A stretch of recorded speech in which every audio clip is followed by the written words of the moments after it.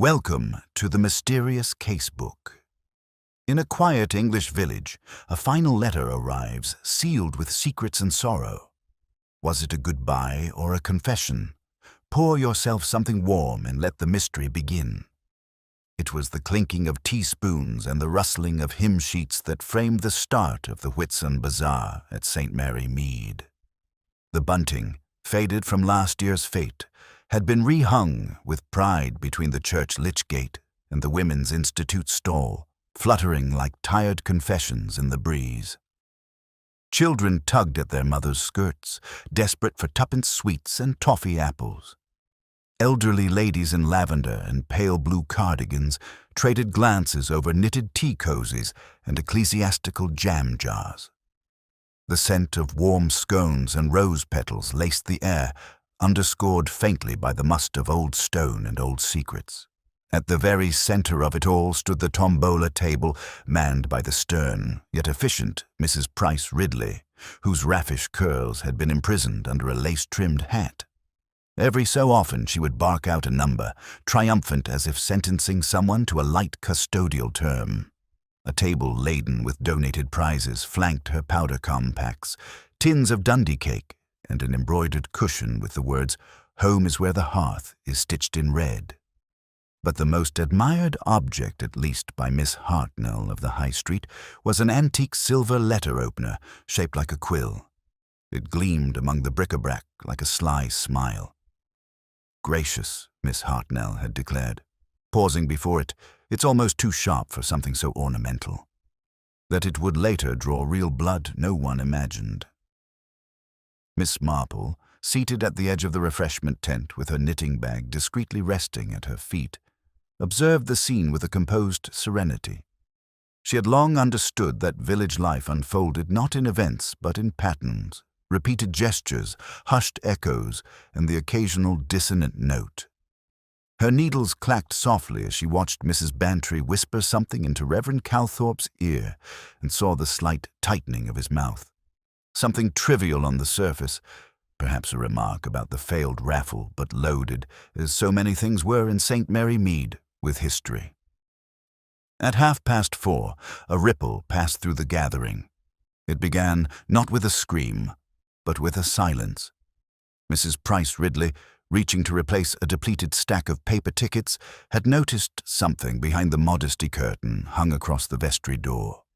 The curtain moved, not with the wind, but with intent, and then it opened just a little, enough to reveal a shoe. Moments later, Dr. Haydock, present for the opening speech, though already impatient to escape, was summoned. Behind the curtain, in the shaded hush of the vestry, lay Mr. Felix Crampton, recently retired solicitor and an avid collector of church silver, quite still on the cold flagstones. There was no sign of struggle, no blood, no wound the good doctor could at first determine. His pince-nez fogged as he leaned closer. But when he turned the body gently onto its side, something small and folded fell from Mr. Crampton's hand, a sealed envelope, yellowed with age and secured with a ribbon. The vicar's wife, pale and momentarily tearless, said only, "That wasn't there this morning. It bore no address. Only 3 words to be opened." By 6 o'clock, the fate had dissolved. The vicar stood rigidly by the church steps, assuring the police inspector summoned from Much Benham that it must be a stroke. Mrs. Price Ridley declared it a mercy he didn't fall near the jam stall. Others nodded solemnly, their eyes bright with curiosity. Miss Marple stayed long enough to pick up a dropped glove and note the odd way the curtain cord had been twisted, as if someone unfamiliar with its use had tried to fasten it from the inside.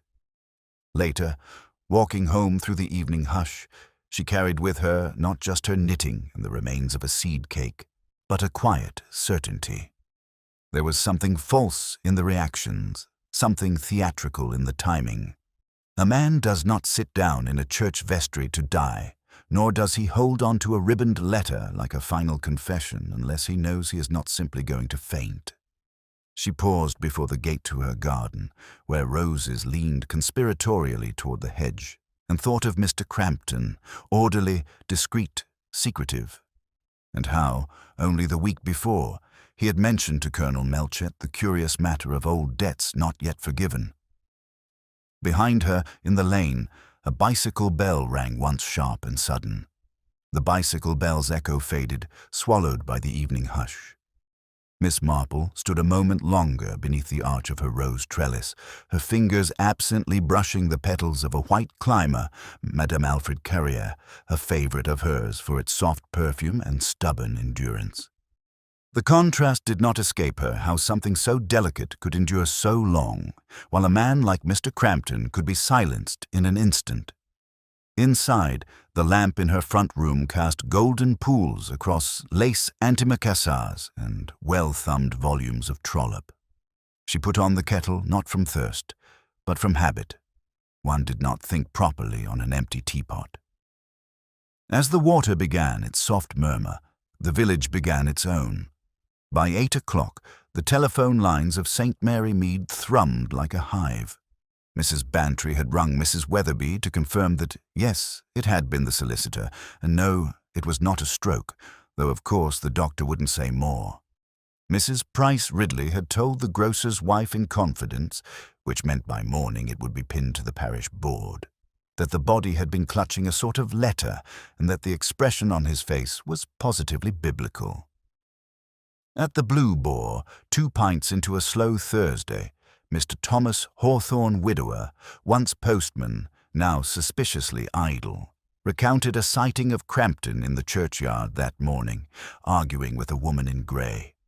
Couldn't hear what was said, he claimed, but she had that look, didn't she?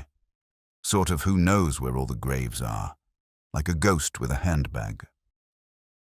Gossip had always been the currency of St. Mary Mead, but now it was tendered with urgency, passed from hand to hand, mouth to mouth. What had the letter said? Who had put it there? And why would a man like Mr. Crampton, whose life was neat as a ledger, be found alone, deceased in a church vestry with a sealed envelope and no visible cause? Miss Marple, meanwhile, was quite occupied with her crochet. She preferred crochet for thinking it had just enough rhythm to keep the hands moving, but none of the click and fuss of knitting. The pattern she followed now was one she hadn't attempted in years, a lacy, spiraling design once popular among the unmarried daughters of older men. Pretty but impractical, like so many things in life. She paused mid-loop, considering. Mr. Crampton had been a fastidious man, always precisely dressed, always early to services, always keeping, as the vicar's wife once said, just the right side of aloof. But it was the change. Miss Marple had noticed of late the faint tremor when he lifted his hat, the distracted air when spoken to directly, as though listening to something else entirely. Not fear, precisely. Remorse, perhaps. Or forethought. A knock on her door broke her thought. It was Constable Burrow, earnest and winded, smelling faintly of leather polish and nervousness. "Evening, Miss Marple. Superintendent Slack wondered if you might remember anything from the fete today. Anything unusual." Miss Marple regarded him with kind eyes. "Everything was unusual, Mr. Burrow. The cakes were underbaked, Mrs. Price Ridley gave away a bottle of sherry she surely meant to keep, and the Reverend Calthorpe wore odd socks. But I imagine you mean something truly irregular." He coloured. "I meant before Mr. Crampton was found." She nodded gently. "Yes, of course. No, nothing I saw disturbed me. But I do recall something I didn't hear." The constable looked blank. "The organ," she said. "There was no music this year. No background volunteers? Curious, don't you think?" Mr. Crampton was particularly fond of ecclesiastical music. He wrote it down, uncertain why. She did not offer more, and he, lacking the tools for silence, made his polite departure. The next morning brought a light rain in the weight of news.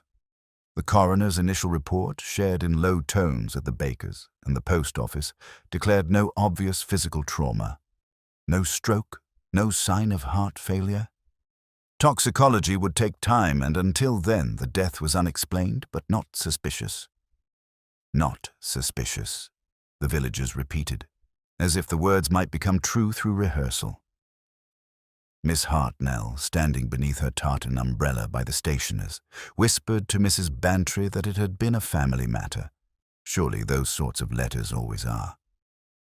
But what family did Mr. Crampton have? A sister in Bournemouth, estranged, a nephew in Canada, unlikely to write in calligraphy. And yet the ribbon was tied with a distinctly feminine hand. The paper smelled faintly of lavender. In the quiet recess of the church, Miss Marple bent to examine the curtain cord again. It had been retired, neatly now, by someone more competent than the first, but the first knot had left a mark, an awkward twist, as though pulled too tightly, then abandoned. She made no comment as the verger passed with a broom. She had no intention of interfering. Not yet. The letter had been taken into police custody, sealed now in a plastic sleeve rather than tied in a ribbon. But before it vanished, Miss Marple had glimpsed its back and the faint impression of a pressed flower, perhaps once hidden between its pages. She returned to her garden as the clouds parted slightly, light catching on the still wet petals of her roses. Some truths, she thought, are like pressed flowers, beautiful once, now brittle and easily torn when handled carelessly. From somewhere down the lane, the sound of a typewriter clacked a relic sound out of place. She glanced up, eyes narrowing. The clacking of the typewriter echoed again, sharp, brisk, and oddly punctilious for a Saturday. Miss Marple adjusted the latch on her garden gate, then stepped onto the lane with the air of one pursuing nothing in particular. It was a tactic she'd learned long ago. A purposeful absence of purpose opened doors more readily than direct inquiry ever did.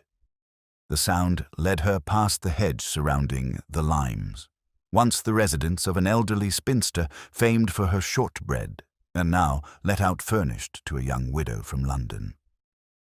Miss Marple recalled the lettings notice had made a point of mentioning modern conveniences and peaceful outlook, which, in village terms, meant it boasted indoor plumbing and was sufficiently far from the cricket pitch.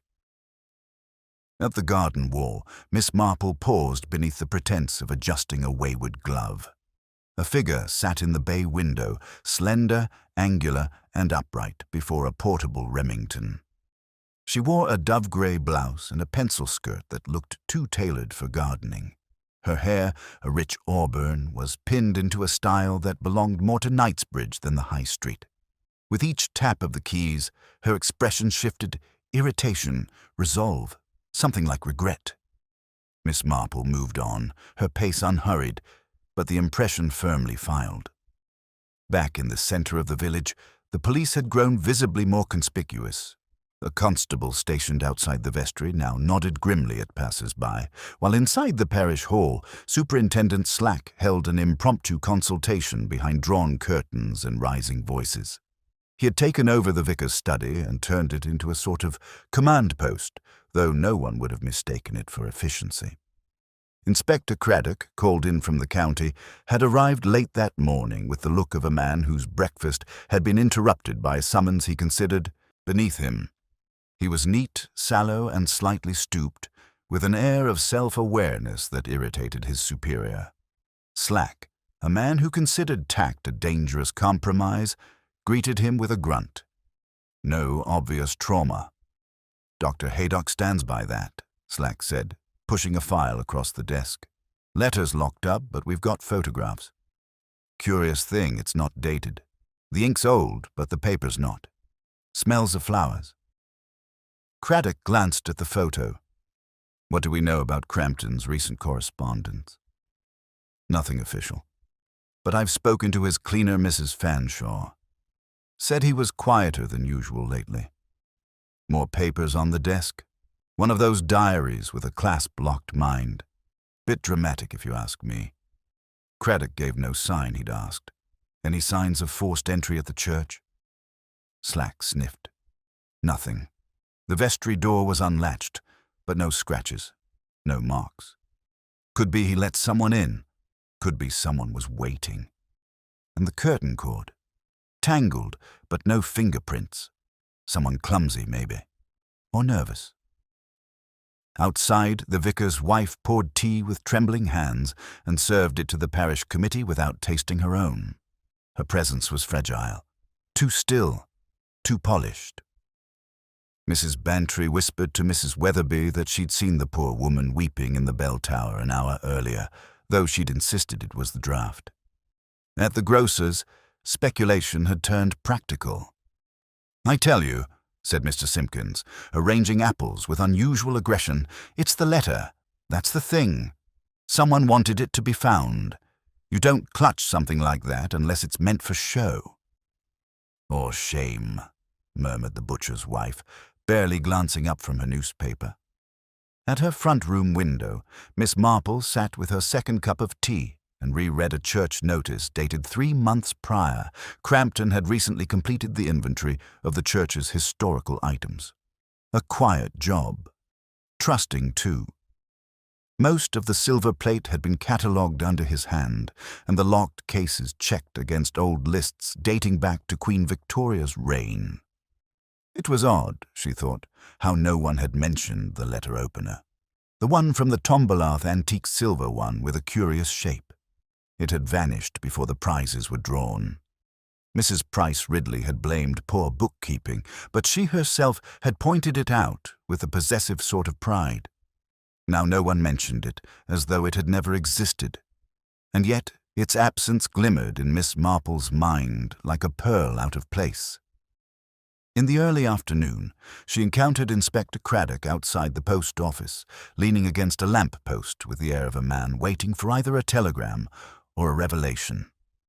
"Miss Marple," he said politely, "you've a reputation for observation. I'd welcome any impressions." She gave a small, apologetic smile. "I find impressions best shared when one is quite certain they will be misinterpreted." Craddock looked amused. "Even so, I'd be grateful." She considered him for a moment. Mr. Crampton was a man who prided himself on clean endings. I cannot believe he would leave a letter sealed and unaddressed without precise intention. And what might that intention be? To unsettle, I think. Or perhaps to absolve. Craddock's brow furrowed slightly. "Also," she added, her voice lower now, "you might speak to the lady at the Limes. A young widow recently arrived. She writes very quickly for someone at peace." He thanked her with a brief nod, but Miss Marple could see the seed had taken root. At twilight, just as the sky dipped to violet and the air smelled of cooling earth, a parish boy cycling home from the meadow swerved and nearly fell. What caught his eye was not the growing dark, but something half hidden behind the churchyard hedge. A scrap of ribbon, lavender blue, faintly crumpled. The ribbon was retrieved that same evening, damp with dew and caught on a bramble like a discarded thought. Inspector Craddock held it in gloved fingers under the fading light, his expression unreadable. It matched the one from the letter lavender silk, finely woven, tied once with a looping flourish. Someone, it seemed, had lost a piece of something meant to stay secret. The boy who found it was sent home with a boiled sweet and a warning not to repeat tales. Slack, of course, already had theories. "Left in a hurry," he muttered. "Or tossed away. Either way, it's got fingerprints or it hasn't." It hadn't. By the following morning, suspicion had found a shape. Or rather, a silhouette tall, composed and unfamiliar enough to be interesting. Miss Inez Galbraith, the young widow in dove grey, had unwittingly become the object of the village's collective scrutiny. A woman who typed furiously at odd hours, declined invitations with charming evasions, and paid her bills in exact change. In St. Mary Mead, that constituted mystery of the highest order. Mrs. Bantry, bristling with restrained delight, paid Miss Galbraith a visit under the pretext of delivering an extra pot of quince jelly. She returned precisely 17 minutes later and was intercepted on the garden path by Mrs. Weatherby. "Well?" Mrs. Weatherby asked, leaning forward slightly as if inhaling the scent of scandal. "She has a very modern table lamp," said Mrs. Bantry, eyes glinting, "and her accent is not quite English." Canadian, perhaps, or one of those theatrical mid-Atlantic efforts. That afternoon, Miss Marple took her customary seat in the churchyard, under the guise of dead-heading the Michaelmas daisies that lined the edge of the nave. Her movements were slow and exact, her hat tilted modestly to shade her face. From that angle, she could observe the approach to the limes and, more usefully, the expressions of those who passed it. Miss Galbraith herself emerged not long after. She wore gloves, despite the mildness, and a scarf knotted tightly at the throat. Her steps were decisive, but her eyes flicked too quickly, taking in the police car, the vicar's wife walking her dog, the lowered blinds in the postmaster's window. She turned down the lane toward the church. Miss Marple rose slowly and, by a path of natural coincidence, met her at the lych gate. "How very pretty the church is at this hour," Miss Marple said lightly, as though they'd been mid-conversation. "The stone seems to soak up the sun just before it disappears." Miss Galbraith offered a smile, polite and practiced. "Yes, I was hoping to find someone inside. But it seems I've missed them. The verger locks up by 4:30 unless there's choir practice. He's quite strict about routine. I find routine so reassuring, don't you? Though they do make deviation rather noticeable." There was the smallest pause, no longer than a breath, but enough for Miss Marple to file it away. "I suppose so," said Miss Galbraith. "I'm still learning the rhythms here. It's very different from London." "London requires a different sort of vigilance," Miss Marple replied. "One must read people quickly, lest they read you first." Miss Galbraith's smile faltered. "That sounds rather cynical, Miss Marple." "Not cynical, my dear. Only care." Their conversation might have drifted further into innocuous politeness, but the sudden appearance of Superintendent Slack curtailed it. He approached with the unsubtle energy of a man who enjoys corners. "Miss Galbraith," he said, with a nod that implied formality rather than warmth. "Might I have a word at the station?" "Just routine, of course." "Of course," she replied smoothly. "Shall I follow you?" Slack blinked, as though surprised by the absence of protest. "Yes, if you would." She left with him, coat unbuttoned but posture rigid. Miss Marple watched them go, her gaze not on Miss Galbraith but on Slack, whose manner shifted slightly when walking beside a woman whose composure exceeded his own. News of the summons spread, of course, faster than any official report. By evening, it was generally agreed that Miss Galbraith had once been engaged to Mr. Crampton, had fled a mysterious scandal in the colonies, and kept the letter as a form of emotional leverage. None of it was substantiated. All of it was believed. In the vicarage drawing-room, Miss Marple stirred her tea and considered the human fondness for symmetry. A beautiful outsider with a motive. A sealed letter. A man dead in sacred space. The pieces fit too easily, and when things fit too easily, they often belong to different puzzles. She recalled a line from an old acquaintance, an archdeacon's wife, who once said that in every small village there is one person who knows the truth and one who knows how to bury it. The trick was discovering whether they were the same person. That night, Inspector Craddock reread Miss Galbraith's statement. She had denied knowing Mr. Crampton personally, but admitted to recognizing his name, a vague admission cloaked in precision. She claimed she'd heard about the fete in the post office, attended briefly, and left early after finding it overwhelming. She had no alibi beyond a solitary walk in the company of her typewriter. He circled the phrase with an overwhelming atmosphere and underlined the word briefly. The next morning, Mrs. Price Ridley reported that the missing silver letter opener had turned up tucked neatly behind the parish record books in the vestry cupboard. The vestry cupboard was seldom opened except during inventory season or when the vicar needed old service registers to confirm a baptism from the 1930s. Yet there it was, nestled behind a yellowed stack of attendance books, polished, poised, and curiously untouched. The antique letter opener, unmistakably the one once admired at the tombola table, now lay where it could not possibly have fallen of its own accord. Inspector Craddock turned it over carefully. Its edge was unmarked, no fingerprints remained, and yet it possessed an odd, faint warmth as if recently handled.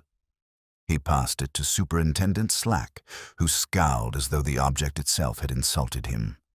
"Likely fell off the table," Slack said, though with little conviction. "Got swept in with the books during cleanup." Craddock did not reply. The books bore no sign of recent movement. Dust clung to their spines with loyal determination, and the gap behind them, narrow and awkward, suggested deliberate placement rather than accident. Back at the Limes, Miss Galbraith received her second visitor of the day. Miss Marple had brought modest post-pale anemones and forget-mints gathered from her garden and offered them with a softness few could resist. Miss Galbraith, dressed now in soft beige and less eyeliner, looked marginally less guarded. "That's very kind of you," she said, accepting the flowers. "You must think it all rather grim, being caught up in this." "Oh, not grim," Miss Marple said, lowering herself into the offered chair.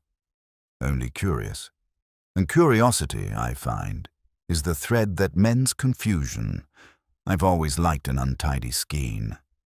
They sat in the small parlor, sunlight weaving through linen curtains and catching the gleam of the Remington typewriter at rest on the writing desk. "You're a writer?" Miss Marple asked, her tone purely conversational. "Trying to be," came the guarded reply. "Mostly ghostwriting. Technical manuals, once a travel guide to the Cotswolds, which I never actually visited. And yet you came to St. Mary Mead." "A friend knew of the letting," Miss Galbraith said with a shrug. It seemed uncomplicated. Miss Marple let the silence stretch delicately. "I do wonder," she murmured, eyes on the window box, "if anything ever is, truly." Miss Galbraith offered a wan smile. "I imagine you find complications in teacups, only when they don't match the sources." Elsewhere in the village, Dr. Haydock was reviewing his report with a touch of unease. He'd requested the toxicology results expedited, and though the lab in Barchester had not found traces of any known poison, they had noted something unusual. Slight abnormalities in the blood pressure readings, suggestive of acute stress or panic at the time of death. It did not explain everything, but it no longer ruled out deliberate intervention. He shared his thoughts quietly with Inspector Craddock, who listened with a frown deepening by degrees. "Could have been frightened to death?" Craddock asked. "Or coerced," Haydock replied. "There's no trauma, no toxins we can find. But he died in a state of high physical tension. Something triggered it." That afternoon, Craddock returned to the vestry, tracing a mental map of the room. The chair on which Mr. Crampton had been found still bore an indent, as though reluctant to let go. The curtains rustled faintly, even when still. He stared again at the cupboard. The letter opener placed there, not dropped, might have had a message of its own. In a moment of idle habit, he opened the register books. The topmost volume, from 1922, was brittle with age, but intact. The second, dated 1936, had a corner of its cover missing, and the third, from 1950, bore an inscription inside the front cover in careful, slanted handwriting. "Presented by F.C. Crampton, Esquire, for the honor of the parish." Craddock turned to the entries of the past week. The handwriting changed halfway down the page, tidy and round until Tuesday, then sharper, more angular. But the final entry, the very last line written before Crampton's death, had a curious mark beside it. Not an initial. A dot. No bigger than a fly speck, but too deliberate for an accident. He closed the book slowly. At sunset, Miss Marple returned to her own drawing-room. She had spent the late afternoon listening to Mrs. Weatherby describe in great detail the minor scandal of the 1953 harvest supper, during which Crampton had intervened to prevent a public quarrel between the church organist and the flower committee. A kindness, Mrs. Weatherby recalled, but one never quite forgotten by the aggrieved parties. Mr. Crampton, she'd sighed, always did know how to make himself necessary without being welcome. Now, seated with her embroidery, Miss Marple reviewed the village's moral terrain. Miss Galbraith, for all her evasiveness, had not seemed calculating, at least not yet. But there were others. The vicar's wife, pale and clipped since the incident, the verger, whose keys had once gone missing for an afternoon and never explained why even Mrs. Price Ridley, who had looked strangely flushed when the letter opener was found. Appearances, she reminded herself, were never the point. People rarely behaved like murderers. They behaved just slightly more so. She set down her embroidery and walked to the mantel. There, beside the porcelain shepherdess, sat a small photograph in a silver frame. It showed the church fete from 3 years ago, tables and bunting, familiar faces amid laughter. And there, just to the left of center, stood Mr. Crampton. Beside him, wearing a very distinctive brooch shaped like a lyre, was a woman no one had mentioned. Miss Marple leaned in, her brow gently furrowed. The brooch was unlike anything Miss Marple would associate with St. Mary Mead. A silver lyre inlaid with what appeared to be tiny seed pearls. It caught the light even in the fading photograph, ostentatious in a way the village's fashion rarely allowed. The woman who wore it had her head turned just slightly. Caught mid-laughter, her features obscured, but her posture was unmistakably assured. Her arm looped loosely through Mr. Crampton's as though no one would question the familiarity.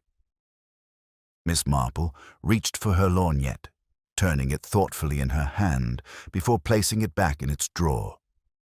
There would be time to examine later. For now, there was someone who might recall that particular fate with more immediacy. The Reverend Calthorpe was in his study, tapping idly at the keys of a typewriter that had seen better decades. He looked up when Miss Marple entered, his expression a mixture of fatigue and relief. "My dear Miss Marple," he said, gesturing toward the stiff armchair across from his desk. "I apologize. I'm afraid it's been rather a trying few days." "I can imagine," she replied gently, "though I wonder if you might help with a small recollection. That photograph she produced from her handbag was taken 3 years ago, I believe, during the fete where Mr. Crampton arranged the display of church silver." The vicar took the photo, adjusting his glasses. Yes. That would be the year we had the organist from Little Dormer. She played Bach with far too much enthusiasm, if memory serves." "Do you remember this lady?" Miss Marple pointed delicately to the brooch. "I don't believe I've seen her at any village function since." Calthorpe leaned closer, frowning. "Ah, that would be Mrs. Emery." "Livia Emery. Stayed at the inn for several weeks. Said she was doing research into medieval church carvings, though she spent more time in conversation than in archives. Striking woman. American, I think. Was she acquainted with Mr. Crampton?" "They were seen together, yes. She took an interest in parish records. Claimed she was tracing some obscure benefactor. To be frank, Miss Marple, I always found her just a touch too curious for comfort." Miss Marple received this information with a slight nod. "Did she leave suddenly?" "I believe so. No forwarding address." Outside, the first stirrings of an autumn breeze whispered through the trees lining the graveyard path. Leaves had begun to turn rust at the edges, as though scorched by some slow, invisible fire. Back on the high street, Inspector Craddock was deep in conversation with Miss Galbraith. Their second encounter was less formal.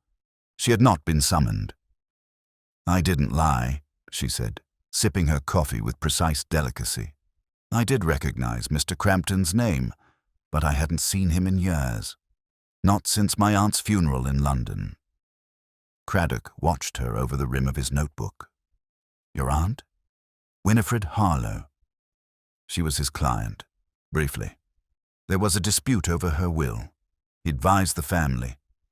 I remember thinking he had very cold eyes for a solicitor. Did you speak to him here? Since arriving? No, she said, setting down her cup. I considered it, but then I saw him at the fete and changed my mind. Why? He looked as though he didn't remember me, or pretended not to. Craddock said nothing, but his pencil moved. I felt foolish, she added, quieter now. There's something humiliating about approaching someone who once mattered only to realize you've become utterly forgettable. The inspector closed his notebook. And the letter? Do you know anything about its contents? No, she said flatly. But if he wrote it while dying, it wasn't meant for me. Meanwhile, Miss Marple stopped in at the post office under the gentle guise of needing stamps. Mr. Simpkins, ever obliging, informed her of nothing directly, but happened to mention that a woman, one of those types who always look like they're just about to be published, had sent a parcel the week before addressed to Oxford, no name given, wrapped in brown paper, tied with lavender ribbon. She said it was manuscript pages, he added. But you know how they are, these literary people, always guarding secrets like dragons. That evening, Miss Marple prepared a light supper and returned to her photograph. She examined the woman's posture against the confident tilt of the shoulder, the deliberate way she angled herself toward the camera without ever looking directly at it. People who wished to remain unnoticed rarely positioned themselves where they might be seen. As the church bells struck 7, Mrs. Price Ridley paid an unexpected visit. She was breathless and agitated, and though she insisted she could only stay a moment, she seated herself promptly and adjusted her gloves with trembling fingers. I thought it my duty to tell you, she said in a whisper, that the verger, Mr. Lyonshire's been dismissed. Dismissed, Miss Marple echoed, refilling the teapot. Just this morning. No announcement, of course, but I overheard the vicar's wife speaking quite heatedly with him in the vestry. Something about keys and entries in the record book. Ah, and he's denied everything, of course. But I saw his bicycle outside the church the night before. The fete. Odd, don't you think, for a man not on cleaning duty? Quiet. Mrs. Price Ridley looked both triumphant and uneasy.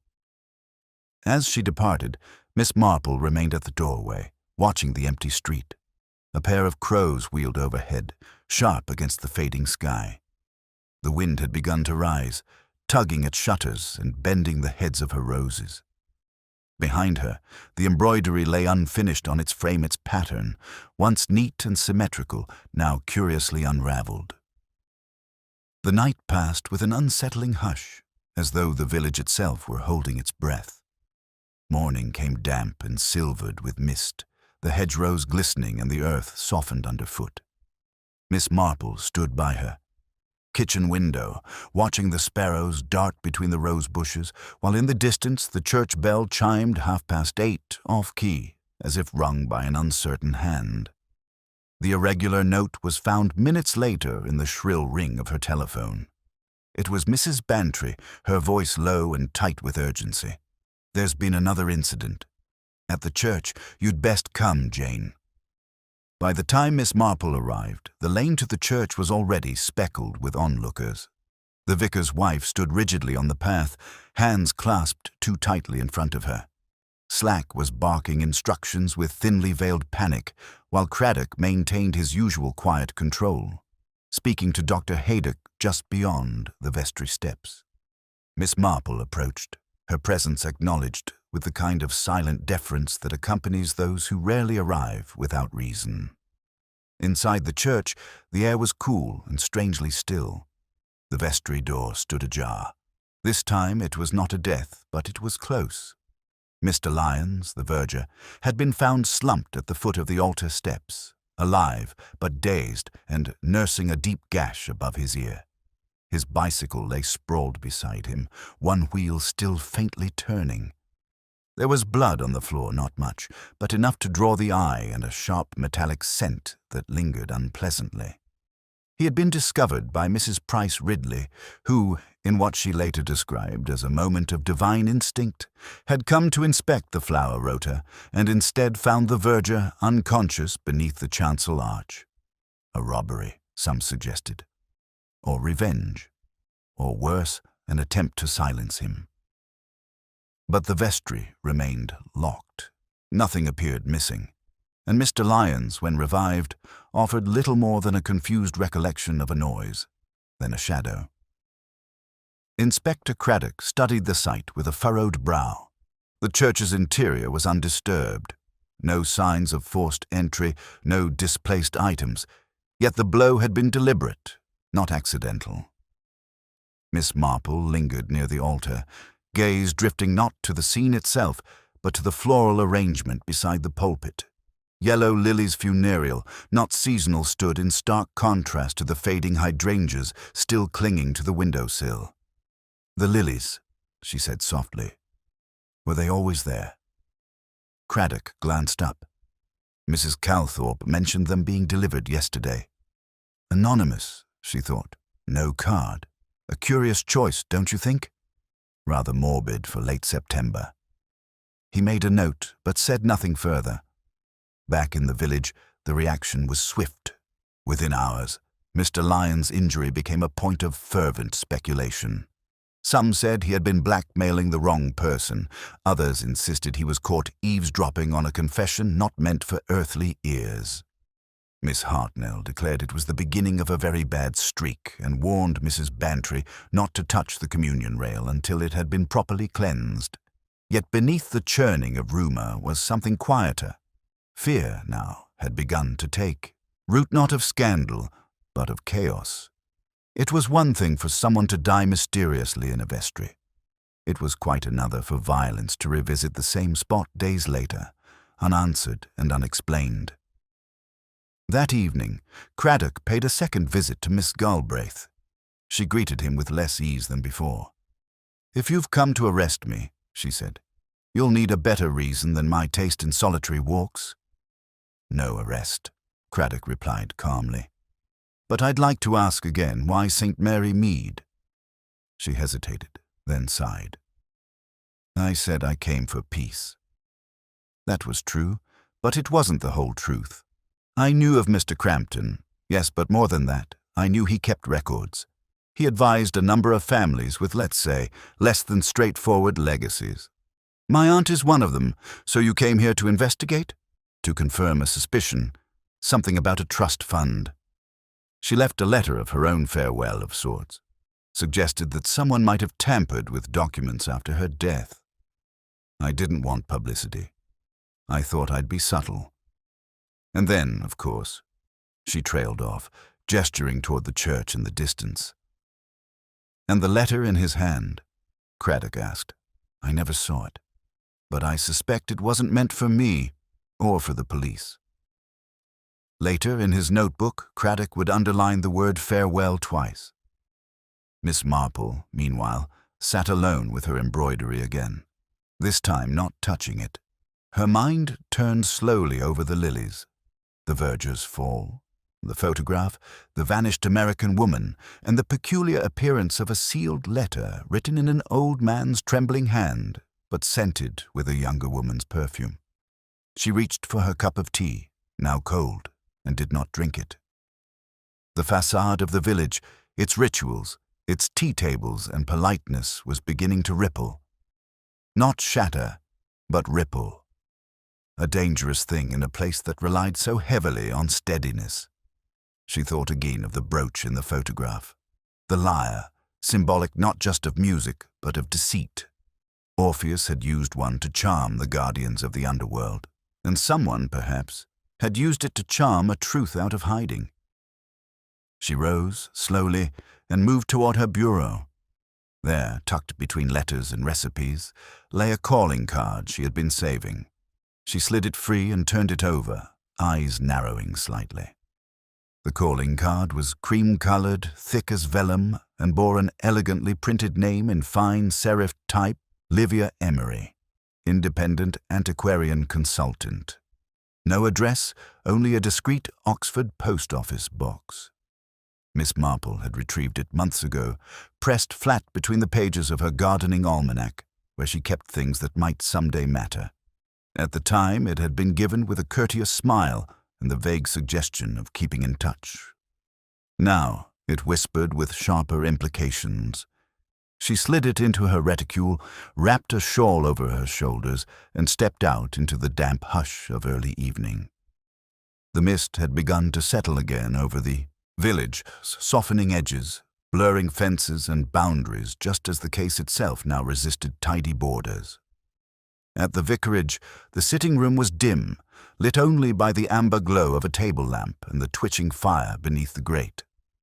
Mrs. Calthorpe sat with her embroidery hoop suspended mid-air, though no thread moved through the fabric. Her eyes were fixed on the hearth, but her mind was elsewhere. "I hope you don't think me forward," Miss Marple began gently as she entered. "But I find that talking timed well can often be as curative as silence." Mrs. Calthorpe started slightly, then nodded. "It's not the incidents," she said after a pause. "It's the change. The church used to be our axis. Now it feels like a stage."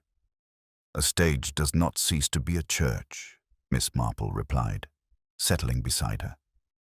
"But sometimes we must ask who is directing the performance." The vicar's wife let out a brittle little laugh. "You always did have a way of seeing through layers, Miss Marple. Layers, I find, are more easily peeled with patience than force." A quiet minute passed before Miss Marple laid her hand lightly atop the younger woman's. "I wonder," she said, "if you remember the woman in the photograph from the fete some years back. The one wearing the lyre brooch."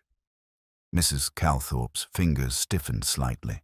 She was unusual, charming in a performative way. She asked too many questions about the church finances, the donors, the silver. Said she was researching ecclesiastical artistry, but I never saw her take a single note. And Mr. Crampton? They were acquainted. She stayed at the Boar. I remember she often arrived just before evensong, sat in the back pew and left before the final hymn. That sort of behavior doesn't go unnoticed. Did anyone else speak with her often? Mrs. Calthorpe hesitated. Mr. Lyons. He was helpful with parish records. A bit too eager, perhaps. But then he's always been suggestible. It was the word Miss Marple needed. Suggestible. She returned home beneath a ceiling of low stars and set to work in earnest. That night she wrote 3 brief notes, each folded and sealed with care. One was delivered to the vicarage, another sent by hand to the Limes. The third addressed to the postmaster with a favor gently asked. By mid-morning the next day, the stage was set. Miss Marple invited Miss Galbraith to tea. The table was laid with her best china, not for charm, but for control. Fragility, she had learned, encouraged careful movements and careful words. Miss Galbraith arrived with wary poise. "Thank you," she said, accepting her cup. "I admit I wasn't expecting an invitation." "One always hopes to bring people together in civil conversation," Miss Marple said with her usual serenity. "Though it's also true that tea has a peculiar way of loosening things too tightly wound." They talked at first of ordinary things, the weather, the state of the post, the shortage of good marmalade. But as the second cup cooled, Miss Marple shifted slightly. "I wonder if you've heard of Livia Emery." There was the briefest pause. "She came to the village some years ago," Miss Marple continued, "interested in parish artifacts. She wore a distinctive brooched silver, shaped like a lyre, quite theatrical." Miss Galbraith's cup halted mid-air. "She was a woman who collected truths like buttons," Miss Marple added softly. "But some buttons belong on garments no longer worn." The silence between them thickened. "I know she stayed at the Blue Boar," Miss Marple continued. "I know she spent time with Mr. Crampton, and I believe it may seem strange that she left something behind, not just gossip, but a promise or a threat." Miss Galbraith set her cup down with care. "If you think I'm her," she said slowly, "you're mistaken." "Oh, I never said that." Miss Marple replied, eyes mild. But it would explain rather a lot, particularly why someone might go to such lengths to silence a man holding a letter he had no intention of mailing. Miss Galbraith met her gaze fully for the first time. Her eyes, usually sharp, flickered just once with something undefinable. Then the bell rang. Miss Marple opened the door to find Mr. Simpkins, sheepish and holding a brown paper parcel. "Sorry to disturb," he said. "This came back this morning undeliverable, from that Oxford box. No one by that name on file." She thanked him, took the parcel, and returned to the parlour. Miss Galbraith had gone very still. Miss Marple placed the parcel on the table between them. "It's always so disappointing," she said lightly, "when the past refuses to stay posted." The silence lingered just long enough to draw breath, then shift. Miss Galbraith's fingers hovered just above the parcel, as though proximity alone might alter its contents. Her expression, though carefully arranged, betrayed the flicker of calculation eyes that weighed time and consequence in equal measure. Miss Marple busied herself with pouring another cup of tea, the gentle clink of porcelain momentarily filling the silence. "I imagine," she said, "that it's quite exhausting, carrying the burden of two names." Miss Galbraith didn't flinch. Instead, she exhaled slowly and smoothed the pleat of her skirt. "I never used hers to deceive," she said, "only to inquire. I thought I had a right to ask questions.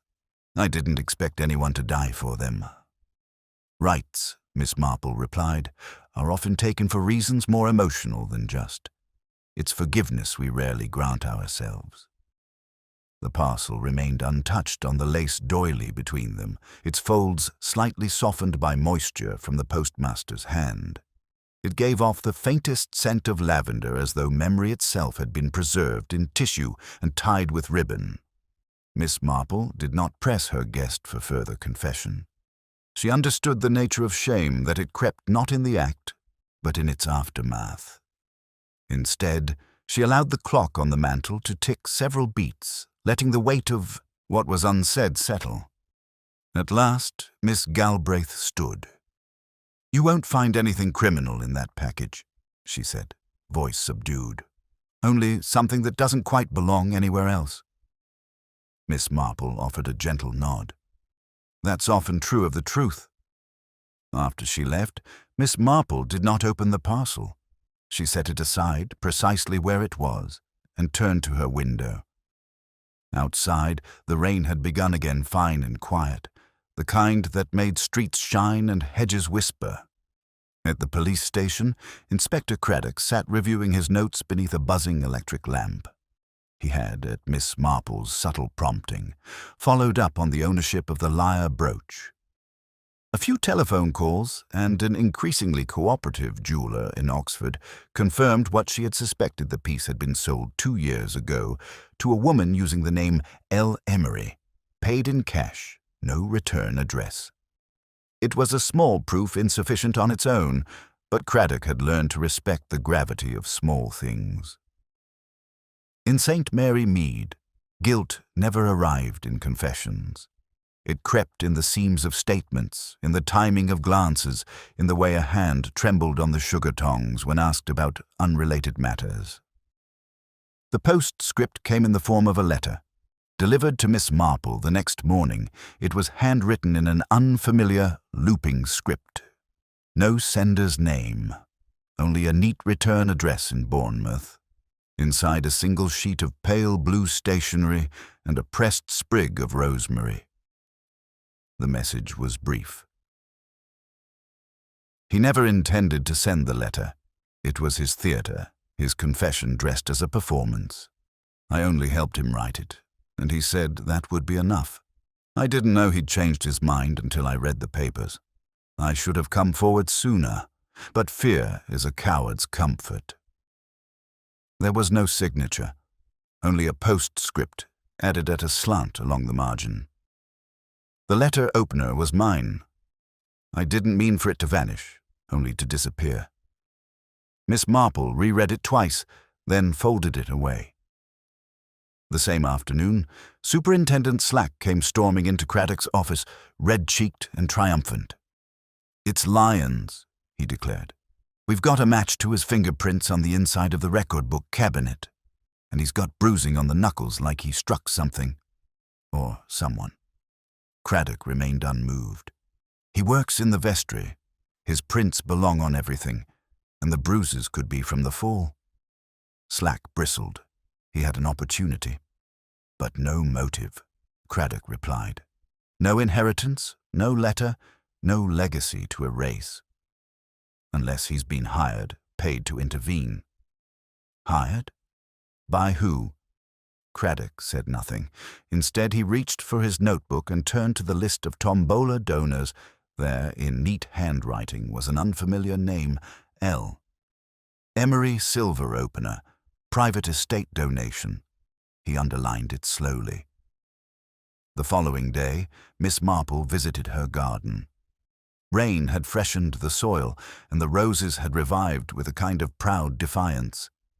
She clipped deadheads with care, pausing now and then to admire a bud just beginning to open, fragile, pale, and faintly tinged at the edges with crimson. Behind her, the gate clicked. It was the vicar's wife, her expression carefully composed. "I came to say," she began, "that I regret speaking too hastily about Mr. Lyons."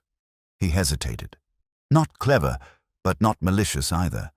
I think he was frightened. Something about the record book. He said he saw Mr. Crampton writing in it, but when he looked again, the entry was gone." Miss Marple nodded gently. "Sometimes," she said, "the truth isn't erased, only hidden under the wrong chapter."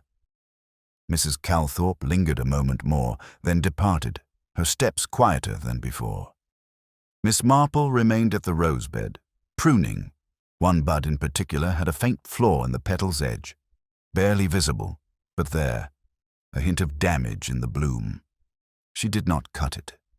Miss Marple set down her shears and wiped her gloved hands on her apron, but her gaze lingered on the damaged rose. There was something poignant about its imperfection, the way the tear betrayed a hidden strain like a secret held too long. She left it untouched, not out of sentiment, but because its flaw made it true. The air was cooling, the late afternoon light already taking on that faint, golden haze peculiar to September. A soft rustling from the lane announced a visitor before the knock came. She had expected him, though not quite so soon. Inspector Craddock stepped through the gate, hat in hand. "You've come with a question," she said, leading him to the little bench beneath the laurel. "I've come with several," he admitted. "But I suspect only one thing matters." Miss Marple poured tea, the gesture so practiced it barely required thought. "She sent the letter, didn't she?" he asked after a pause. "Not the farewell one Crampton held, but the one we received this morning, from Bournemouth." Miss Marple nodded, her eyes not on him, but on the hedge, where a spider was mending its web with quiet determination. "Livia Emery, if we must still call her, that was not the author of the letter found in his hand," she said. "But she helped him write it. Or more accurately, she helped him shape it into a mirror. One he hoped would reflect back a particular truth. Only it didn't reflect what he expected." "People rarely see their own faces clearly," she replied, "especially when shame clouds the glass." Craddock leaned forward slightly. "So she came here looking for clarity. Some piece of her aunt's estate was improperly handled?" "She came here, I think, because Crampton had once promised honesty and delivered silence. She believed he owed her something. And when he didn't respond, she watched instead. Listened. Took her time. She posed no threat. Not in the way most think of threat," Miss Marple said gently. "But to a man like Crampton, so invested in appearances, reputation, respectability, the mere hint of past error made public was enough. He feared exposure, more than judgment." Craddock rubbed his brow. "And the burger?" "Lyons stumbled upon something. I imagine he saw the original entry in the parish book. An addendum, perhaps." or a note about a financial transfer. Something Crampton had intended to keep hidden, but it frightened Lyons more than it interested him. He feared being blamed. So he said nothing, and then someone tried to frighten him into forgetting entirely. "You think Livia?" "No," Miss Marple said firmly. "Miss Galbraith, let us now call her by her truth, does not strike me as a woman who threatens clumsily. She might coerce, perhaps with words, but not with violence, and certainly not with a bicycle pump." Craddock's eyebrows lifted. "We hadn't told anyone about the bicycle pump." "No, but the bruising on Lyon's shoulder suggested a rounded implement. It was either that or the base of a candlestick, and those never leave clean marks." She sipped her tea. "No, the one who struck Lyons is someone more fearful, someone more invested in silencing echoes than seeking justice." Craddock let the silence stretch. "And the parcel?" he asked finally. "Contained letters," she said. "Old correspondence. Some addressed to Crampton, some to others. Legal drafts, handwritten notes. Nothing that proves criminality, but enough to show a pattern. Small deceptions, redirections of funds. Phrases like quiet settlement and untraceable beneficiary. Not quite theft, but something close to it. So she wanted the truth known. She wanted the truth considered, Miss Marple corrected. "There's a difference. She left breadcrumbs, not confessions, and hoped someone else might follow them, and if someone swept them away, then the path would vanish," she said, folding her hands in her lap, just as the memory of who planted the garden often vanishes after the flowers bloom. Craddock exhaled and stood. "I'll speak with Mrs. Calthorpe again," he said. "I have a feeling she may know more than she's let on. About what her husband saw, about the parcel deliveries, about the lilies." Miss Marple smiled faintly. "People like the vicar's wife learn early how to live between lines. It's a necessary skill."